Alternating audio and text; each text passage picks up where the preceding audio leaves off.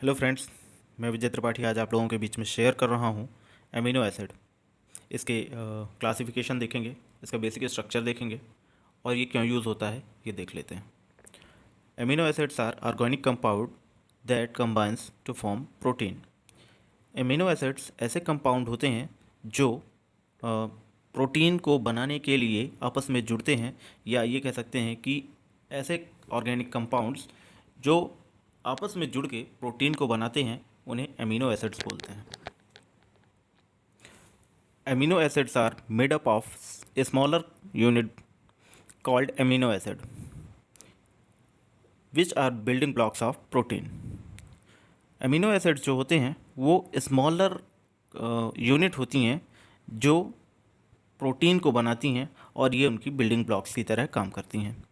यानी जिस तरह से हमारी बिल्डिंग में एक ब्रिक होता है और एक एक ब्रिक से मिलके हमारी पूरी बिल्डिंग बनी होती है, उसी तरह जो एमिनो एसिड होता है तो एक एक एमिनो एसिड एक एक ब्रिक की तरह काम करता है और ये एक पूरा प्रोटीन बनाता है।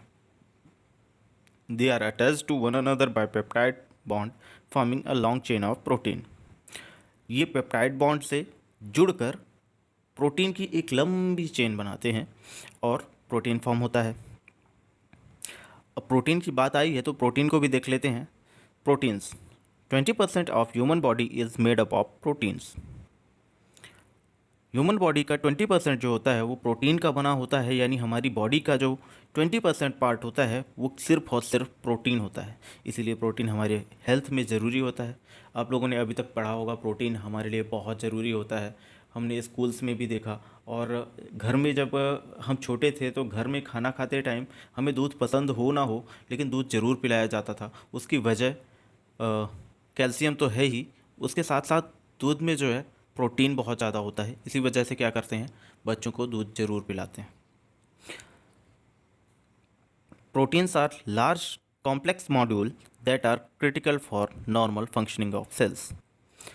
जो प्रोटीन्स होते हैं वो बड़े और कॉम्प्लेक्स मॉड्यूल्स होते हैं जो कि किसी भी सेल के नॉर्मल फंक्शनिंग के लिए, नॉर्मल काम करने के लिए, नॉर्मली काम करने के लिए बहुत ज़्यादा ज़रूरी होते हैं। They are essential for structure, function and regulation of the body's tissues and organs. जैसा कि हम जानते हैं कि कोई भी टिश्यू हो वो किससे बनता है, सेल्स से बनता है। और जो ऑर्गन होता है वो ऑर्गन जो होता है टिश्यूज़ को जोड़कर या बहुत सारे टिश्यूज़ को जोड़कर एक ऑर्गन बनता है, अंग बनता है। ठीक है, तो जो कोशिकाएं होती हैं वो ऊतक यानी टिश्यूज़ को बनाती हैं और कई सारे ऊतकों से मिलके बनता है हमारा अंग। तो अगर प्रोटीन किसी सेल के लिए, कोशिका के लिए ही ज़रूरी है तो डेफिनेटली वो टिश्यूज़ के लिए और ऑर्गन्स के लिए भी बहुत ज़्यादा ज़रूरी होने वाला है। यानी किसी भी टिश्यू या ऑर्गन के उसके स्ट्रक्चर को बनाने के लिए, उसके फंक्शन काम करने के लिए, उसके क्रिया करने के लिए भी प्रोटीन बहुत ज़्यादा ज़रूरी होते हैं।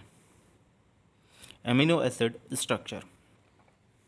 Amino acid contains both carboxyl group and amino group. Amino acid में दो ग्रुप होते हैं, कार्बोक्सिल ग्रुप और amino group. Amino acid that have an amino group bonded directly to the alpha carbon are refer to as alpha amino acid. इसे हम बाद में structure के थ्रू देखेंगे, एक पिक्चर के थ्रू देखेंगे तो ज़्यादा बेहतर से समझ में आएगा। अभी मैं एक्सप्लेन कर देता हूँ। एमिनो एसिड जो होते हैं इसमें दो ग्रुप होते हैं, कार्बोक्सिल ग्रुप और एमिनो ग्रुप। ऐसे एमिनो एसिड जिनमें एमिनो ग्रुप जो होता है वो डायरेक्टली अल्फ़ा कार्बन से जुड़ा हो उसे क्या बोलेंगे, अल्फ़ा एमिनो एसिड बोलेंगे। Every alpha amino acid has a carbon atom. यहाँ पे देखिए, चलिए अब ये पिक्चर के थ्रू हम समझते हैं, जो नीचे पिक्चर दी हुई है इसके थ्रू समझते हैं। यहाँ पे बीच वाला जो ब्लॉक है इसमें जो कार्बन है ये अल्फ़ा कार्बन होता है, लेफ़्ट वाला एमिनो ग्रुप होता है और राइट वाला कार्बोक्सिल ग्रुप होता है। एमिनो ग्रुप को NH2 ग्रुप भी कहते हैं और कार्बोक्सिल ग्रुप को COOH ग्रुप भी कहते हैं। ठीक है, अल्फ़ा कार्बन में जब डायरेक्टली कोई एमिनो एसिड जुड़ा होता है या एमिनो ग्रुप जुड़ा होता है तो उसको अल्फ़ा एमिनो एसिड बोल देते हैं। ठीक है, यही चीज़ यहाँ पे लिखी हुई है जो मैंने एक्सप्लेन कर दी। Every alpha amino acid has a carbon atom called alpha carbon, बीच वाले कार्बन की बात हो रही है। Alpha carbon bonded to a carboxyl group COOH group, जो कहाँ पे दिया हुआ है, राइट साइड में दिया हुआ है। एन अमीनो ग्रुप यानी NH2 ग्रुप, जो लेफ्ट साइड में दिया हुआ है। अ हाइड्रोजन एटम जो टॉप साइड में दिया हुआ है। और an R group that is unique for every amino acid, और एक R ग्रुप होता है जो हर एक एमिनो एसिड के लिए अलग होता है। ठीक है, ये एक चेन होती है, R ग्रुप की एक चेन होती है जो हर एक एमिनो एसिड में अलग होता है। Classification of amino acid, there are 20 amino acids based on the nature of their R group, they are classified based on their polarity as. तो देखिए यहाँ पे हमारे पास जो है 20 एमिनो एसिड्स होते हैं, और ये सारे के सारे एमिनो एसिड्स इनका नेचर किस पे बेस्ड होता है, R ग्रुप पे, यानी R ग्रुप जैसा होगा वैसा ही एमिनो एसिड होगा।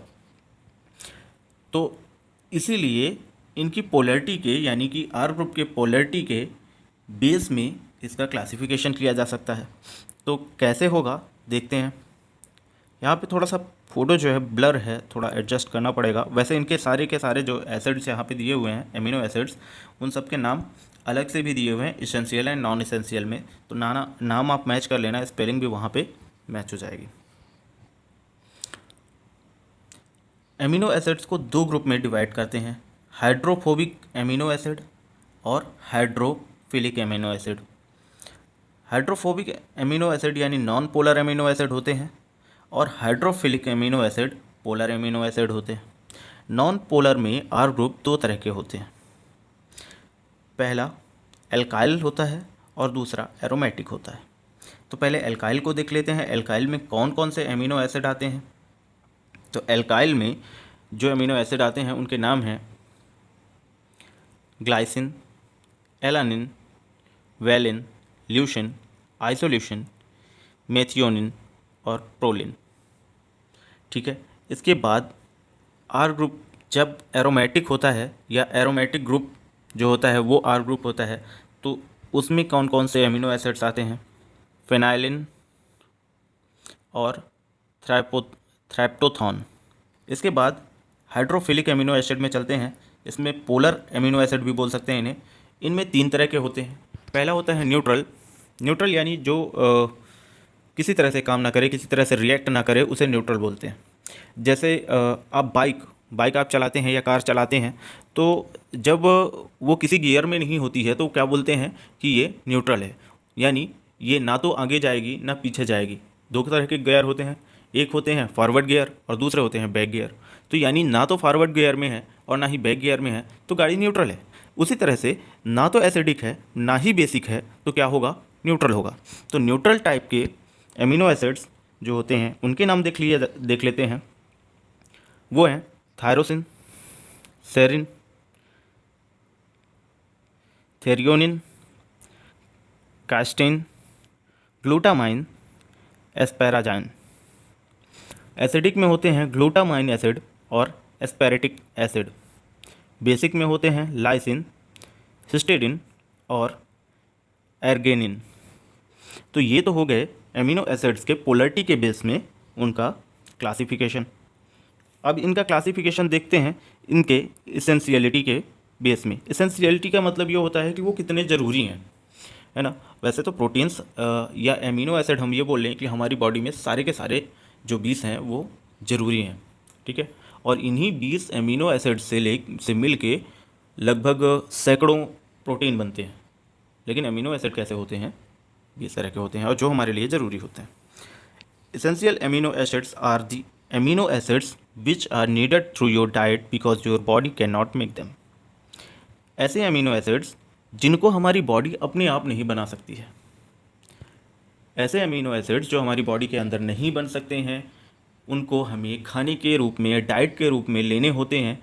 वो सारे अमीनो एसिड्स क्या होते हैं, इसेंशियल अमीनो एसिड्स होते हैं। अगर हम इसेंशियल की वर्ड मीनिंग पे जाएं तो इसेंशियल का मतलब होता है अत्यधिक आवश्यक, ठीक है, यानी बहुत ज़्यादा ज़रूरी। इन्हें लेना ज़रूरी ही होता है, इनके बिना काम नहीं चलने वाला है। तो ऐसे अमीनो एसिड्स जिनके बिना काम नहीं चलता वो क्या कहलाएंगे, इसेंशियल अमीनो एसिड्स। ये 8 तरह के होते हैं, आगे चल के नाम देखेंगे। बाकी के नॉन एसेंशियल होते हैं, यानी non essential amino acids are the amino acids which are not essential part of your diet because they can be synthesized by your body. यानी ऐसे अमीनो एसिड्स जिन्हें हमें खाने के रूप में लेने की ज़रूरत नहीं होती है।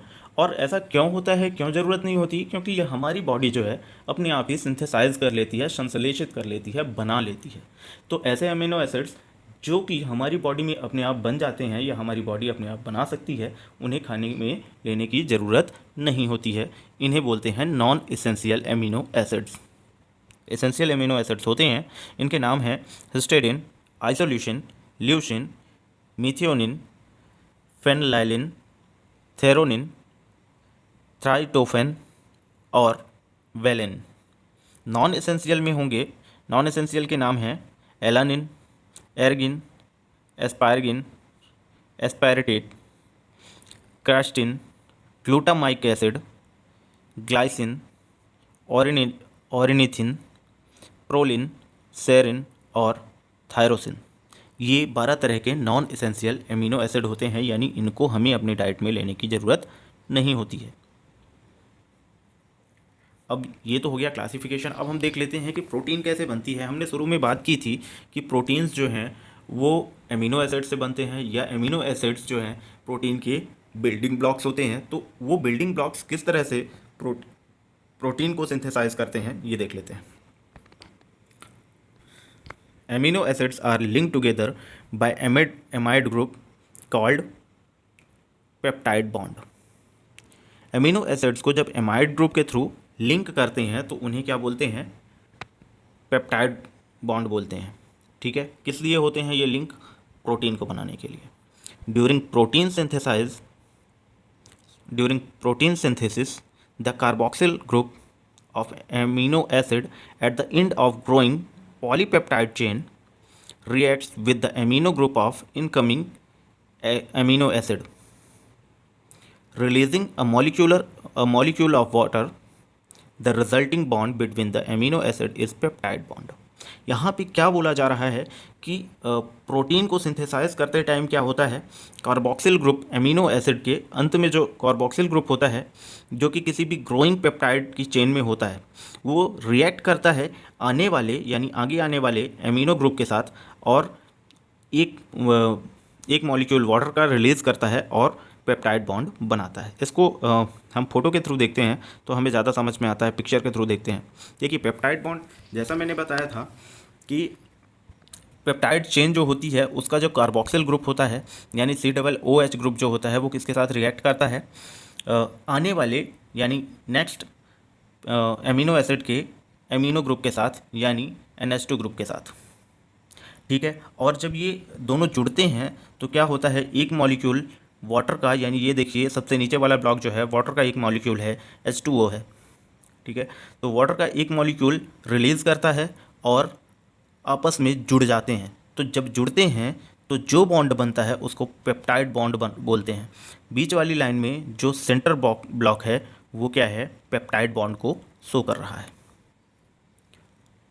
और जब प्रोटीन बन जाता है तो उसका जो कॉम्प्लेक्स स्ट्रक्चर होता है कुछ इस तरह का दिखता है, जैसा कि आपकी स्क्रीन में पिक्चर दिख रही है। इस तरह की प्रोटीन होती है जब उसका हम कॉम्प्लेक्स स्ट्रक्चर देखते हैं। Thank you.